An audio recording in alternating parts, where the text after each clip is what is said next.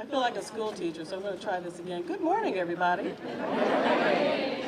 I'm Denise Stevens, a university librarian, and I want to welcome all of you to this momentous occasion today for the library and for the UCSB campus. As you know, the plans for this edition and renovation have been in the works for many years, and so it is with great excitement that we finally break ground and envision the library of the future here at UCSB. It has been 35 years since the library was last renovated, and during that time, much has changed in how information is organized, delivered, utilized among scholars and students in the conduct of their research and learning. What is remarkable is that even though the demand has developed for online access to information, the demand on our building itself has continued to grow. Just last year, this library marked more than 2 million visitors to our humble physical facility. 2.5 years from now, when we stand here together for the library's grand opening, we will celebrate several new features, including inspiring spaces that accommodate the increasingly collaborative nature of academic discovery, a LEED certified building that speaks to the environmental concerns of this campus, a 24-hour information commons that serves the demands of our students around the clock for study space and collaborative work, a special collections facility that houses state-of-the-art technology for the preservation and digitization of our unique primary materials, a faculty collaboration laboratory supporting the innovative technologies faculty use now and in the future in the conduct of their work, dedicated exhibition space for us to highlight the library as a cultural as well as an intellectual center, and an art and music library joining us under one roof, or shall I say, 4 interconnected roofs here at the heart of this campus. But it is the work that we will be engaged in over the next 2.5 years that I'm the most excited about. The physical expansion and the renewal marks a greater renewal of the library's programs and its collections. We're already underway with our work to gather input from you, our users, our stakeholders, about how we can best meet your needs for information, expert services, tools, and resources in the future. Armed with that information, we're delving into new partnerships, including an evolving data curation program and a digital library program. The future of the library depends on this kind of continued evolution. So, as the construction vehicles behind me dig away at our foundation, let it be a symbol for the work that is going on inside the library too, and among our wonderful, dedicated, resilient staff. Work that will undertake us in collaboration with many of you over the next 2.5 years. We will have several speakers this morning before we perform the official groundbreaking, to be followed by refreshments and hard hat tours for those of you who are interested. Our speakers include Chancellor Henry Yang, Executive Vice Chancellor Jean Lucas, President of the Graduate Student Association Gary Haddow, and President of Associated Students Jonathan Abboud. I would like to invite on stage Chancellor Henry Yang, our campus leader, who, among others, has championed this project and has helped bring us to this special day. Chancellor Yang.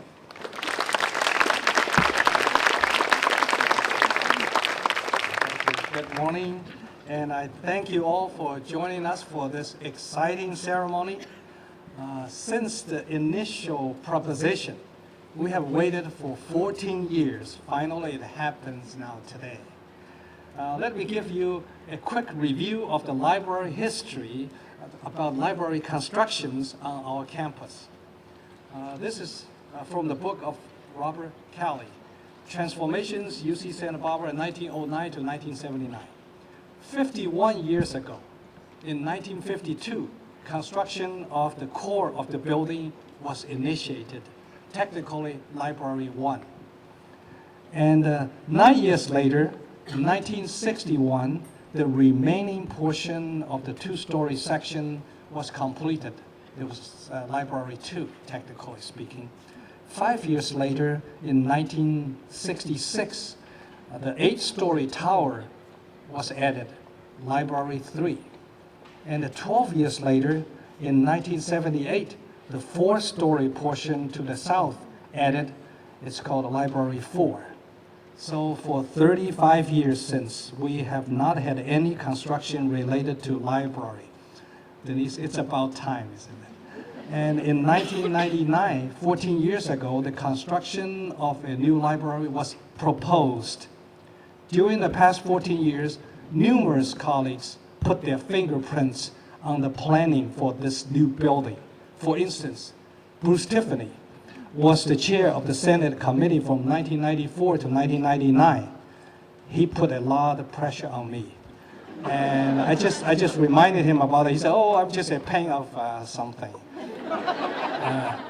During this 14-year period, we have had 6 university librarians and acting librarians. Let me just read their names. Sarah Pritchard, Gene Lucas. Believe it or not, Gene was also an acting librarian while he was the EVC. Also, in the same time, he was serving as the chairman of the parking committee. Brenda Johnson, Sherry Dedecker, Sherry Dedecker, and Lucia Snow. Would you stand since you are here?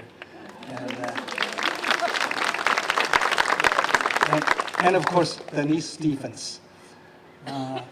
And also, many of our colleagues worked on the preparation and fighting for the budgets. Todd Lee, Marty Levy, Chuck Haynes, Mark Fisher, Jack Welliver, Carl Brosman, and more. I would also like to thank our leaders at UCOP, our regents, and also, most importantly, the legislators whom I visited in Sacramento. I would especially like to thank our major donors in advance because I do not quite know their name yet, but we do have many naming opportunities. We are immensely proud of our university library, a major research resource that is at the center of our campus. This is a time of exciting growth of our campus, especially growth in research stature, and the library is a critical part of that. Our university library is central to research and teaching. We have over 1.5 million in-person visits per year. Talking about research stature, the Leiden University rankings of research citations and impact places UC Santa Barbara among the world top 500 research university this year as number 2.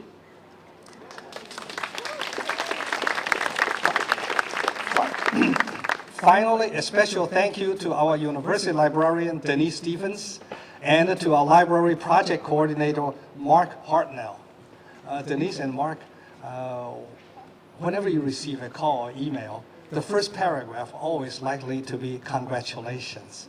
And the second paragraph will be, can you reduce that noise? And how long would it take? You probably say, please be patient, it will take only 2 years. Actually, a better way, my advice is to just refer this to Mark Fisher. I wish this construction to be on time and within budget. At this time, I would like to turn the podium to EVC, Gene Lucas.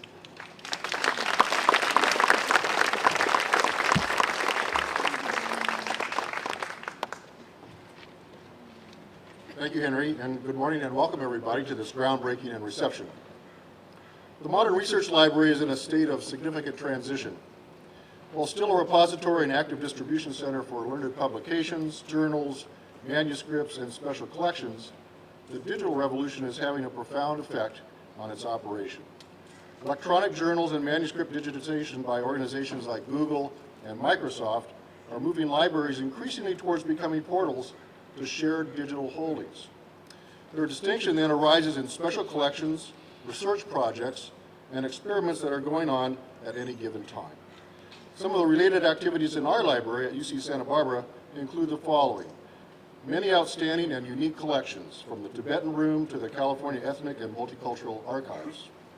Having Nobel laureates on campus has provided a special opportunity to produce authoritative archival collections on them as part of a larger effort to develop special collections for noted authors and national organizations. Initiatives from the Alexandria Digital Libraries to the Mellon Foundation and Library of Congress Awards have made the UC Santa Barbara Library a center of activity for advances in digital information, storage, and retrieval. The UC Santa Barbara Libraries have launched major digital preservation and collection initiatives in the areas of maps, graphic arts, and sound recordings. For the entire campus, the libraries are a training ground for information literacy and a study haven for students. And now we have an opportunity to help our library become even more distinguished with this renovation and addition project. This will add and improve space in the library for it to take a leadership role in moving to the library of the future. It's been a long time coming, over 2 decades of on and off opportunities for state funding.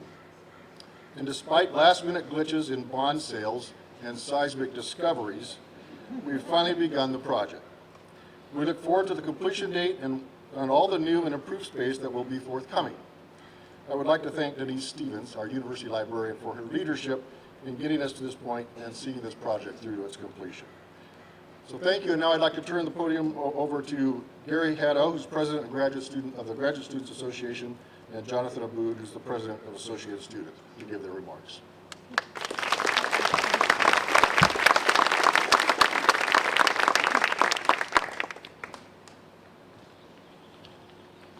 Good morning. I'm Gary Haddow, president of the Graduate Students Association. Graduate students often find ourselves having to wear many hats and transition among various roles. We're students, but also teachers and maturing scholars, while the library acts as a central place that supports us in all our activities. As teachers, we bring our students to the library for information literacy training. As students, the library has dedicated quiet study rooms just for us. And as scholars, we have access to on-site collections, one-on-one research consultations with subject librarians, and the wonders of interlibrary loans, which puts most of the entire world of information within our reach. Most graduate students' library use is virtual. We're home late at night or traveling in the field while accessing the library's electronic databases through its website. From there, we can read full-text journal articles, view historic newspapers, stream music, and download data sets. The future library will not only be a larger, more modern and flexible physical facility to accommodate the growing student body at UCSB, it will also need to continue to grow and adapt its collections, both print and online, as fields of study become increasingly interdisciplinary. Libraries are at the heart of any university. Many graduate students will tell you stories of how they got turned onto academia through influential professors and through experiences in the libraries. From wandering the stacks to mining microfilm to discovering unique and historic materials and special collections, I count myself among those who believe in the future of libraries. I may not know what a library will look like 35 years from now, but I do know that as long as it remains flexible, the library will remain essential to graduate students. Thank you for giving me the chance to speak. Now, Jonathan Abboud, president of Associated Students. Thank you, Gary. So my name is Jonathan Abboud. I'm the president of the student body for the undergraduate population at UCSB. And I just want to add a few words of how this library is really going to impact us. So we have 18,000 undergraduates right now, and in a recent survey, students were asked, where do you spend most of your time on campus if you're not in class? Does anybody know how many responded for the library? 40%. So it's the #1 place on campus where people go is the library. And we come to the library to, escape distractions, it's a little, noisy to study in other places, to meet our friends for group projects, borrow textbooks for course reserves, because a lot of us don't buy textbooks anymore, and because they're too expensive, and to take classes on library research. We find quiet here, quality information in the reserves, and an atmosphere that's really conducive to serious intellectual engagement. The #1 thing that's going to affect students is this library is going to house 20% new study space for students. It's going to have bookable study areas. I know we've been asking for that for a really long time. Areas for us to practice our presentations, and more outlets to plug in our electrical devices. Because I can tell you, if there's one thing students want more on this campus, is electrical outlets. So if college is our home away from home, the library is our living room at its center. So please forgive us if you always see us, asleep in the library sometimes, have our feet on the furniture. Sometimes we just need a place to, take a nap in between that all-nighter. But I look forward to being involved in the discussions this year about creating spaces within the new library that meet the students' needs. And I'm excited for the students of UCSB's future who get to, reap the benefits of our work. But I do want to say that I want to thank everybody who came before us, who put all this effort into getting this library for the future, because that's how everything on this campus has been done, is people do work now for the future. So thank you for inviting me to speak, and on the behalf of students who utilize this library on a daily basis, More than any other group on campus, I hope you invite me back in 2 years so I can see the new opening. Thank you.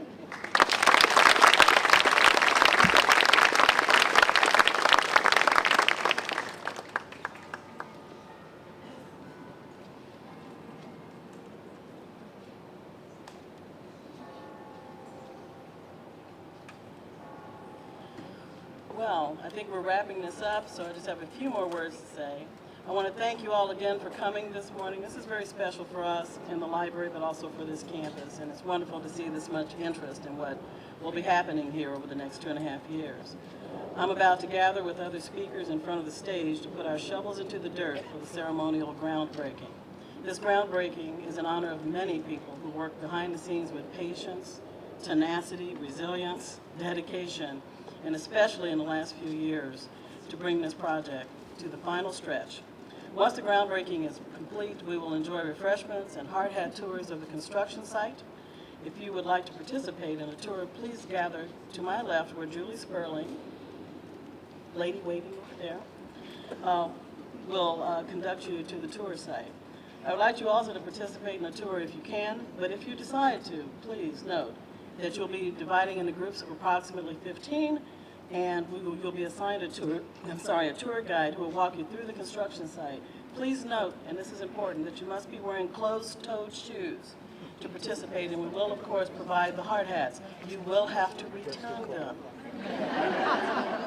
Now, let's go break some ground.